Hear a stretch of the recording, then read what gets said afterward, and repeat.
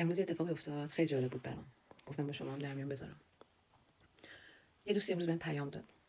یه دوست آلمانی.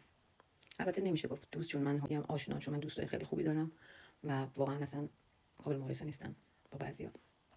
یه آشنایی به من پیام داد، گفت راجع به موضوعی که صحبت کرده بودی برات اتفاق افتاد. چرا پس الان حالت خوبه؟ گفتم از کجا میدونی حال من خوبه؟ از اینکه الان فیلمتو دیدم توی اینستاگرام، باشگاهی و واسه خودت ورزش میکنی، حالت خوبه دیگه. اگه حالت خوب بود نبود که خب الان باشگاه نباید میبودی.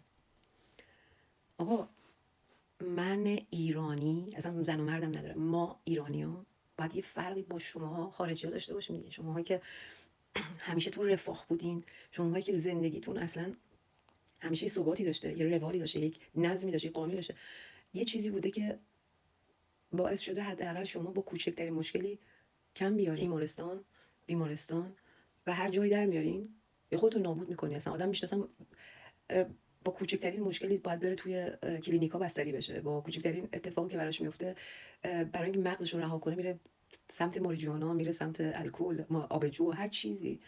من ایرانی باید با توی خارجی فرق کنم دیگه. من یاد گرفتم چجوری برای بقا بجنگم. من یاد گرفتم از مملکتی که دارم میام، تو این مملکتی که اومدم از صفر شروع کنم. من یاد گرفتم بدون کمک خانواده‌ام زندگی کنم، زندگیمو اداره کنم، خانواده‌مو اداره کنم. باید من با تو یه فرقی بکنم که وقتی یه مشکل کوچیکی برات پیش میاد 2 هفته مرخصی میگیری، سرما میخوری 1 ماه مرخصی میگیری، دپرس میشی، نمیدونم دوست پسرت بهت خیانت میکنه، دوست دخترت بهت خیانت میکنه، میری تو فاز 3 ساله 4 ساله دپرسیون، تراما، هر چیزی. من باید با تو یه فرقی داشته باشم دیگه. من اگه ورزش میکنم، ورزش برای این نیستش که من خوشحالم، برای اینکه این بدن قدرتی میخواد برای تحمل کردن فشارهای روحی و روانی. اگه این بدن قدرت نداشته باشه از خودش حفاظت کنه، از مغزش حفاظت کنه، خب منم میشم یکی مثل تو.